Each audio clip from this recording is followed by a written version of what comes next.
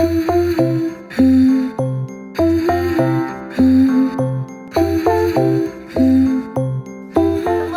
and welcome to Needles and Sprouts episode 11. I'm Whitney. I'm sadly without Tori today. It's been a long time since we've recorded, and we've had a hard time coordinating schedules. I've been really sick for a couple weeks, and you might be able to still hear it in my voice. I'm still a little bit hoarse, and that's been going on for a couple weeks. That's been not cool, but I'm doing better today. But I just wanted to record and catch up a little bit what I've been working on, because I've been doing a lot of stuff, and I think we are going to just dive right in. Okay, first I think I'm going to talk about finished objects. My very first finished object is a sweater. This is my Netherton pullover.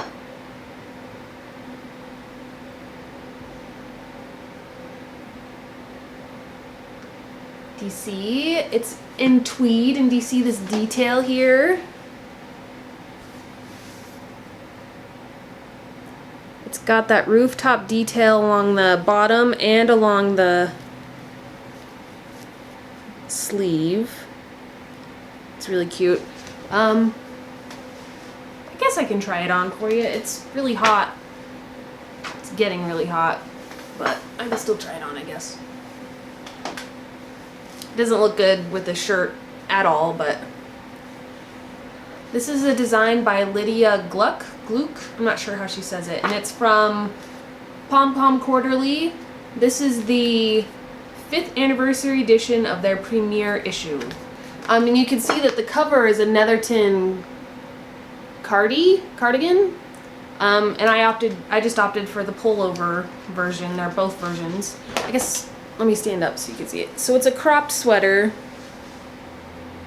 and it's what do you call that, 3/4 length sleeve.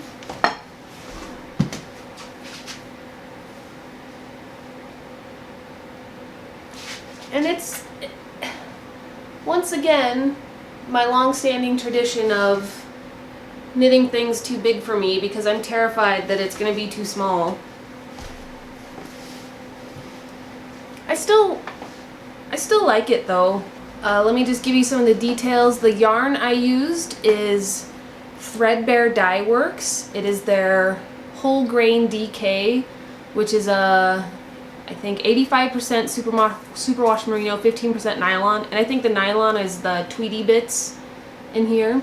And I got that at Stitches SoCal in November 2018, and I had 4 skeins, and I used like all 4 skeins. I was actually running out of, I was on the second sleeve, and I was running out of yarn, and I was thinking I was gonna have to do all this yarn surgery where I cut the other sleeve shorter and then use that little bit to finish this. Anyway, but then I remembered, duh, I had a swatch. Actually, I didn't remember. I found it as I was going through stuff, and I was like, my swatch saved me. And I mean, the swatch was only about that big, and I unraveled half to 3/4 of it to finish this. So I used all 4 skeins to make this. Oh, just a couple notes on what I did. I noticed in a lot of the pattern pictures on Ravelry that the neckline is really wide. I don't love wide necklines. I just don't like the way they look on me. They don't fit a lot of my wardrobe. I really don't like wide necklines. So I was knitting the size 38, which still ended up way bigger than that. And I knew my needle was too big and that I should have gone down a needle size, but I didn't want to because I'm terrified of knitting a sweater that's too small. Somebody help me and just tell me it's okay, just try it, and maybe you'll get a sweater that fits you. So I was knitting the size 38, which I think is the second or third size, but I went down, I cast on, because you start at the neckline, I cast on the number of stitches for size 1 for the very smallest size because I wanted a smaller neckline. And as soon as I finished just this really short twisted rib neckline, it's only a few rows, it's, I don't know, 6 or 7 rows. then I, on that next, the very first stockinette row, I just increased evenly the number of stitches that I need to get up to the stitch count for my size of the sweater that I was knitting. And I think that helped. I think the neckline would have been significantly wider. It's still wider than I would be ideal for me. I would prefer even more in. I don't know how to, just not as wide. I would still prefer that. But it's okay. It's a lot better than I think it would have been if I would have just followed the pattern for my size. And I did a similar thing with the sleeves. The sleeves were pretty big, so I decreased down to the number of stitches for the first size because I didn't want them so baggy. So I started out with my normal size, but I just made sure that I decreased all the way down. And I like the way that turned out. I like the sleeves. I like they're just a little bit oversized, but then they don't cinch in, but I like the look of it. It's supposed to be this kind of an intentional little kind of a poof there, but so I like the way that turned out, where it is that little bit of poof, but it's not baggy. But I feel like the sweater itself is a little bit not baggy, kind of around my bust, just a little bit. And a cropped sweater is kind of a new thing for me. I love all these pictures of people with their like flowy dresses and cropped sweaters, which isn't my style at all, but I thought I'd try it out with this sweater. And I have a couple of dresses that I can wear this with, but I have a pattern that I bought to make my own dresses. The lady skater dress, it's a really popular, common pattern. And I have some fabric. I don't know what I'm doing. I've been scared to even try that, so I haven't done that yet. Anyway, so this is pretty much my only finished object. I've been working on a lot of other stuff, but this is my finished object, Netherton pullover from Pom Pom Quarterly, designed by Lydia Gluck, knit in Threadbare Dye Works, whole grain DK. Oh, and the colorway is Sand Gem. It's really pretty. Oh, and another thing is, when you have indie dyed yarn, it's best practice is to alternate skeins as you go because of the inconsistencies that are potentially between the skeins of yarn.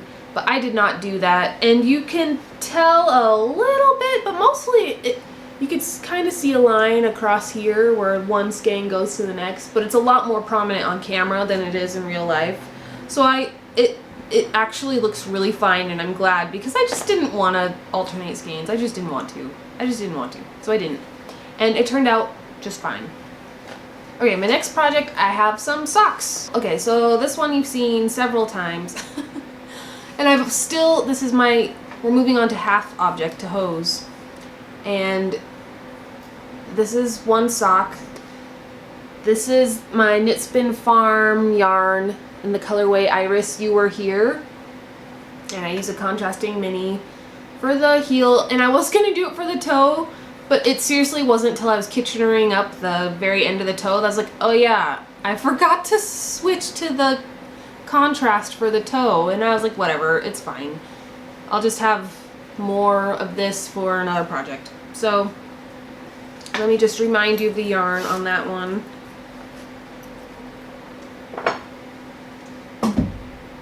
Knit Spin Farm. This is their Corriedale. It's 75% Corriedale, 25% nylon, I believe. And I love the stripes. I love the way this is knitting up. And I love the hardy feel of the Corriedale. It's not scratchy, but it's definitely sturdier than merino. And I really, really, really like it a lot. I really like it. So that's one. These were knit on my size 1s, and these fit a lot better than any other socks I've made so far. My other one is one that you have not seen yet, but I finished one sock. This is for my husband. I went to a knit night at Tristan of Dragon Horde Yarn Co. She had an open studio knit night, and I went, and there were just a couple of us there, and we chatted for a long time and knit. And just out of the blue, she gave each of us a skein of yarn. Not just a skein, a sock set. You could have knocked me over with a feather. That was so generous of her and so kind. And she's like, oh yeah, I dyed too many of these. Here you go. I was like, are you serious? I don't want to like, I don't know. It was just so nice of her. Anyway, and this is the color. And this is from her Outlander collection. And, okay, I'm gonna butcher this because I don't do French. I wish Tori was here because Tori speaks French. But it's Je suis prêt. Je suis prêt. I don't know. Is that how you say it, Tori? She's gonna laugh at me, I'm sure. And then it came with a contrasting mini. And this one is also from our Outlander collection, maybe. And it's called Loch. Loch, like Scottish for lake, like Loch Ness. So L-O-C-H, Loch. And this is the sock. This is how it knit up. And I must say, these are not my colors really at all. But as I was knitting this up, I was like, holy moly, how did she do this? The color, the speckles in it are so consistent. And it's subtle and moody and complex. I don't know. It's like magic art that she's doing. But this, seriously, this colorway is so cool knit up. Like it's so moody and complex. Like I just. Oh, and I showed my husband the skein of yarn while it was still in the skein. He was like, "Oh, I'd wear that. I'd totally wear that." So I was like, "Okay, I'll make socks for you." So that's why these are socks for him. But just here's another look at that. Look at that. Look how even those speckles are too. I just can't believe it. And look how good. I mean, this lock color is the exact color of some of the speckles in here. So it's the exact color of some of those speckles. And I just, it's magic witchcraft, Tristan. I don't know how you do it, but I'm just so impressed. I'm really, really impressed. This sock is really big. I knit it on size 2s. I did a 7D2 stitch count. And it wasn't until I was halfway down the leg here that I realized that I remembered that I wanted to do a 3x1 rib pattern to give it negative ease. And I just totally forgot. I was like, I'm not ripping this back. I've been working on this all day. So we're just gonna keep going. And I had my husband try them on. And they fit, except they are baggy around the ankle. But they fit his leg and they fit his foot pretty well. Because he has really wide feet and he has skinny ankles, but really muscular calves. So like, they're just baggy around his ankles. It's really hard to get stuff that fit him because he's, I don't know. Anyway. I think he'll wear them. I think he'll like them. I have cast on for the second one, but that's all I've done. I literally just have the cast on round and maybe one round of the rib. So yeah, those are my two half objects, are my socks. My first work in progress is one that I actually cannot show you. It's a secret test knit for a designer who's writing a book. It's Knitty Joe on Instagram. Her name is Jessie. I forget her last name. It's Ostermeiler. I'm sorry, I didn't look it up beforehand and I feel bad. But it's Jessie O. And Knitty Joe is her handle on Instagram. Anyway, and I just really like some of the designs. She's done a lot of designs for Interweave Knits, the magazine, and I've seen some of those, and that's how I started following her, and I really like them. And she's doing a book. So I'm test knitting for that. So it's all super under wraps as far as the actual project. But I know I can say, because it's what she advertised for the test knit, is it's called the Mod sweater. And it has stripes and intarsia. And this is like the most basic intarsia there is. I've never done intarsia, but I was excited by the prospect of something to try. So I told her I was interested, and so she emailed me pictures of the finished object. I was like, okay, this is gonna be awesome. So I'm just gonna show you my yarn choice, but I can't tell you anything about this sweater. So this is my main color. This is my color B. So my main color is some Cascade 220 Superwash. This is Deep Stash, which I'm excited to use. Color B is, I don't know the exact color, but it's a navy Knit Picks Wool of the Andes. My color C is, is this maroony, it's also Knit Picks Wool of the Andes. And I realized as I was knitting, and as I'm knitting the sweater, I was like, this is looking, well, it's red, white, and blue, which I love the colors, but it's very American flag, patriotic, which is fine, but not exactly what I was going for. But mostly when I was knitting it up, because of the specific pattern, it was looking very Tommy Hilfiger, you know, their logo. Anyway, but this is my contrasting color D, which I think really sets it off and makes it look a lot less Star Spangled Banner-y, which I love the Star Spangled Banner, but maybe not in this particular sweater. Anyway, these are my color choices. That's all I'm gonna say. It's a worsted weight sweater. I don't think I can show pictures till something like the end of summer or maybe early fall, but I have to have it done. My testing window is only a month long. Okay, my next one we haven't seen in a long while. This is Hague by Michelle Wong. This is from capsule collection from winter 2017 for Brooklyn Tweed. This is also the same one I did my Palmer cardigan, my Jolly Green Giant out of. And you'll have seen this if you watched any of my earlier episodes. I'd knit this, but then I ended up ripping it all out because it was just, the gauge of it was way too, it was just too big, too open. The fabric was too open. So I frogged it all the way back, and I have been re-knitting it, and this is what I have so far.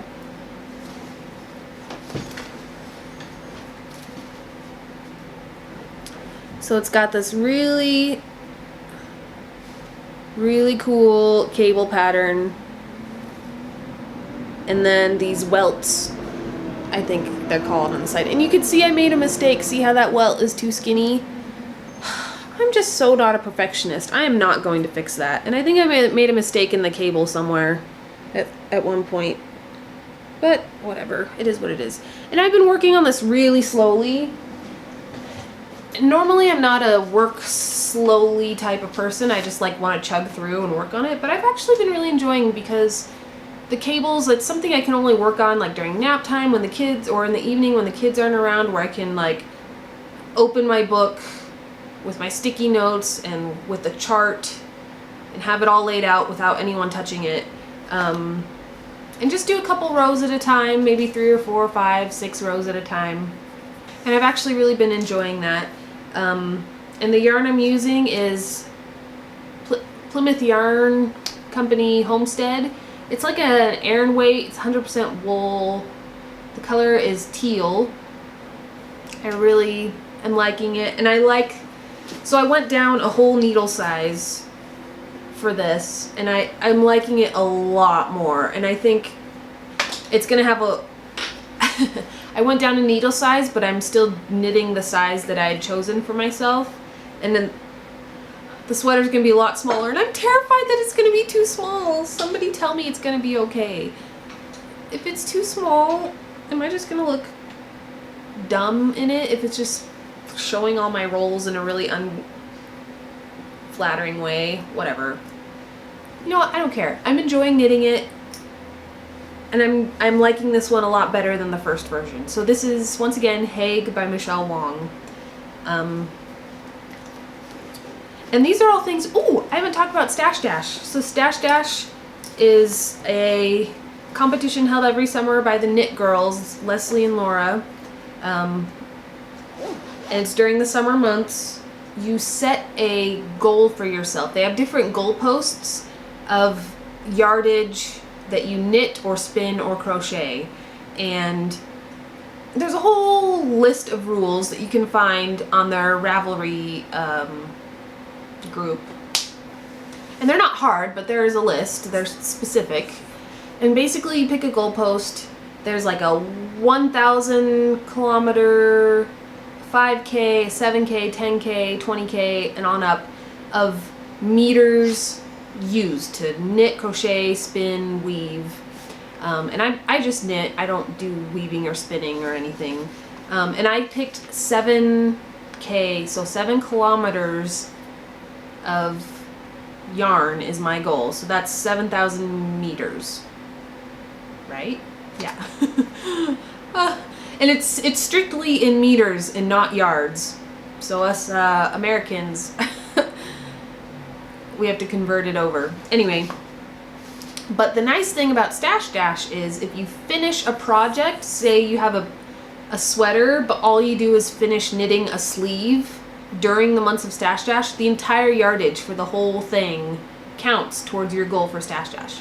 So it's a great way to work through works in progress, which is basically what I'm going to show you are my goals for Stash Dash, all my whips and things that I really want to work through and get off the needles. Because I wouldn't be able to knit 7,000 fresh meters. A lot of these are things that have a lot done on them and I just need to add more or finish them. So my Netherton pullover, that's and only finished objects count basically, and or like a finished blanket square, for example, would count. Anyway, so I want to finish those 2 socks that I showed earlier. I want to finish Hague, that cabled sweater. My Netherton pullover counts. That was like 680-ish meters, something like that. So that's, or was it 2, 4, 6, or was it 860? That's maybe what it was. Anyway, so I'm just basically going to show you the things that I want to finish for Stash Dash. Long time works in progress. Tori, this one's for you. This hasn't made an appearance on the podcast since, but I actually have worked on this since the last time we recorded. Not a whole bunch, but it's my Texture Time by Stephen West. This is the mystery shawl.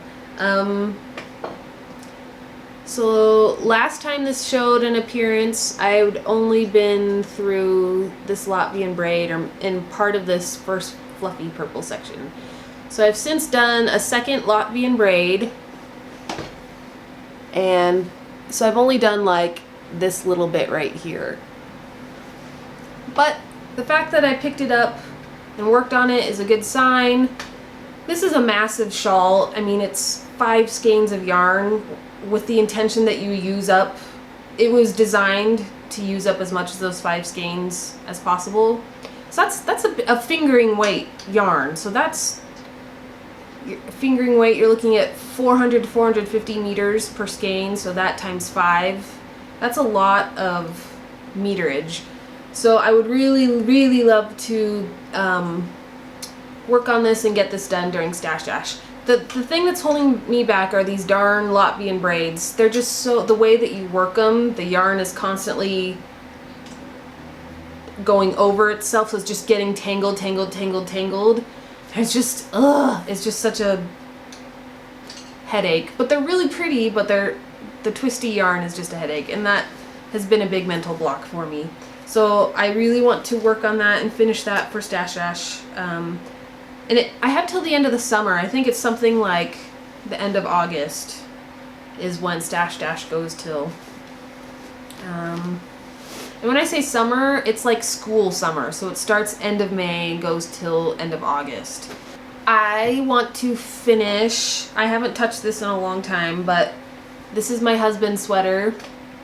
This is the sweater I knit during Christmas, during Vlogmas for my husband. It just needs sleeves. I just am having a really hard time getting the sleeves to fit because he has such strong muscular arms. But once again, if I finish the sleeves, the yardage for the meterage for the entire sweater will count. So I really want to get that done this summer. This is one that I really want to get done for me. This is my bobble bodice tunic that I was also working on last Christmas during Vlogmas. This is such a cool sweater. It needs sleeves, and I also need to... I'm going to unravel this whole neck bit and knit it up at a tighter... it's too tight. I want to knit it up on a larger needle size. Because in the modeling picture, it kind of lays open, and this one is just really close to my neck.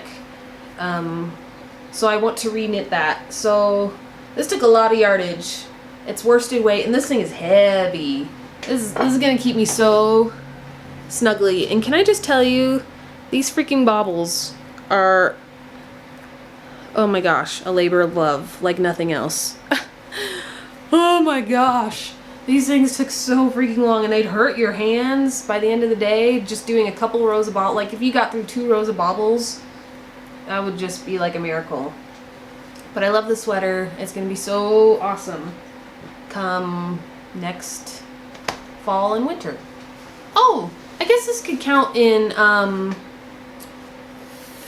finished objects or half objects. I finished more blanket squares. I have a stack of all my squares. I don't remember which ones I'd finished, but I know I've finished at least these 2 since last time we recorded. So just more blanket squares, and for Stash Dash, individual blanket squares do count, whereas in the past they haven't. So that's nice. So if I just finish a whole bunch of little scrappy squares, which this is so nice to just work on when you're like, I don't feel like anything else, but you just reach into the bag, grab a mini, and just knit a little triangle for 20 minutes, and it's really, really nice to just grab it and go. Another thing that I really want to finish for Stash Dash is another sock. So this is a sock for my husband. I don't know if you could see this. Do you see how teeny tiny that gauge is? Okay, for me that is teeny tiny. And the sock is dense. Like this thing could take a bullet. These are knit on size 0s, I want to say. Yeah, this is a size 0. And it was not fun to knit. Not fun at all. Which is why I haven't knit the second sock. And I had to do a lot of weird shaping, like starting out thicker and going thinner so it'll fit his, once again, his calf to his ankle. Did I say these are for my husband? These are for my husband. Anyway, but he's been bugging me about them. Bugging me, Ivan. Leave me alone. Just kidding. So I have the other skein ready to go. I just need to do it. That's why I knit the other ones on a size 2, because those things came out so quick. But these ones are just not fun. But I do want to finish them. I really like the yarn. Oh, the yarn is Lane Cervinia. It's an Italian yarn.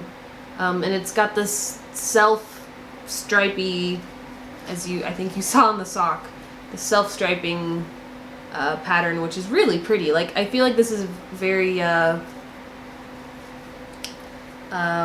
like a manly, masculine kind of colorway that my husband appreciates.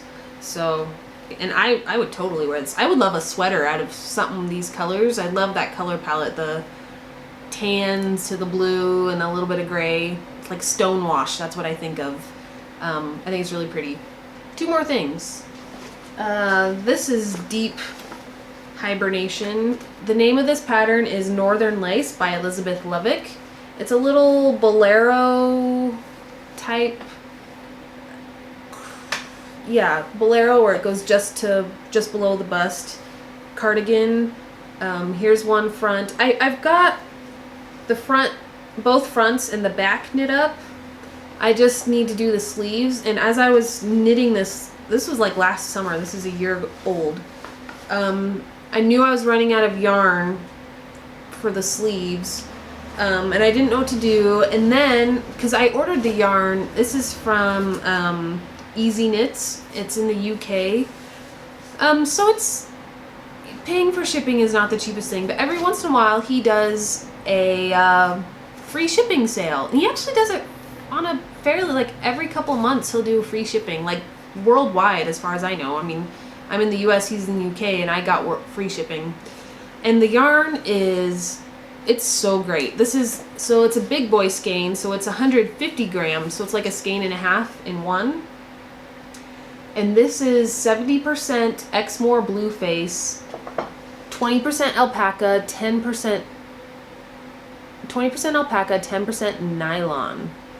And I love this yarn. It's not the softest yarn. That Exmoor Blueface, the breed of the sheep, isn't the softest, but the alpaca softens it. And I just, once again, it feels sturdy and it just feels warm. And look how beautiful this color is. This is the color Aquilian. Aquilian? Anyway, I just need, now that I have the second skein, and I've had this second skein for a long time, I just haven't, you know when you put down a pattern and you assume that you'll be taking it up again really quick, but so you don't take any notes or anything, and then you end up putting it down and not touching it for months, and you don't remember where you are, so that's just a mental block in picking it up because you don't want to have to research and find out where you are. That's where I am with this. And I'm sure it'll be really easy to pick up again. And even if I wanted to frog the whole freaking thing and start over, it wouldn't take very long. I mean, it's not a big item or anything. So that's one thing I want to finish. And the very last thing that I think I have decided to move forward with, this is the Frosted Leaves shawl by Lisa Haynes. You might recall that I couldn't decide if I wanted to move forward because the stitch definition in the yarn isn't that great, even though the yarn itself is really pretty. I've decided, I looked up the yarn on Ravelry and looked at people's projects, and they looked really good. There were projects with lace and with cable with this yarn. So this is Knit Picks Paragon. The colorway is Kenai, and if you can see how the yarn has that texture to it, it's making it so I don't have a lot of stitch definition. But looking at other people's projects, I think I just need to, because if you look at this, I mean, you can see this design here, but it's not super prominent. But I think if I go ahead with it and just knit further so that I can see a bigger picture, it'll work better. So I decided to go forward with it. I just haven't picked it up in a while. But I would like to finish that during Stash Stash because I really like the yarn. I do. And those are all my plans and my works in progress for Stash Dash. I'm really excited to work towards that more. I just want to talk a little bit about sprouts. The one thing that I am as passionate about, maybe not quite, only because it's more seasonal, but is growing roses. I love roses. I'm a member of the Utah Rose Society. I live in Utah County, and the Utah Rose Society, every year there's a rose show where you you bring in your rose cuttings and things and you have them judged. It's like the county fair but for roses. But they bring in judges from like Colorado or other rose societies in the Rocky Mountain area. And we were hosting the Rocky Mountain District Rose Show as well. So I've been lingering. I've been to the Rose Show a few times, but I've never entered anything. I've just been too chicken because I've heard the judges while they're going through and judging the roses. I was clerking, so you can hear as they're judging them, and they're pretty intense. Like, they can rip those roses apart metaphorically, like, oh, this one isn't quite, they should have done this. But it's really interesting. It's a really good learning experience. Like, that was really, really enlightening. I learned a lot.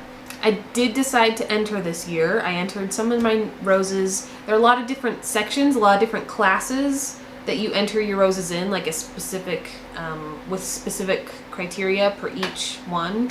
So I entered all mine in the novice class because I am a novice as far as showing roses.